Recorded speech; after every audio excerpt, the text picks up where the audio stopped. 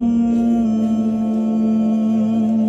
الحبيب الذي ترجى شفاعته هو الحبيب الذي ترجى شفاعته لكل هول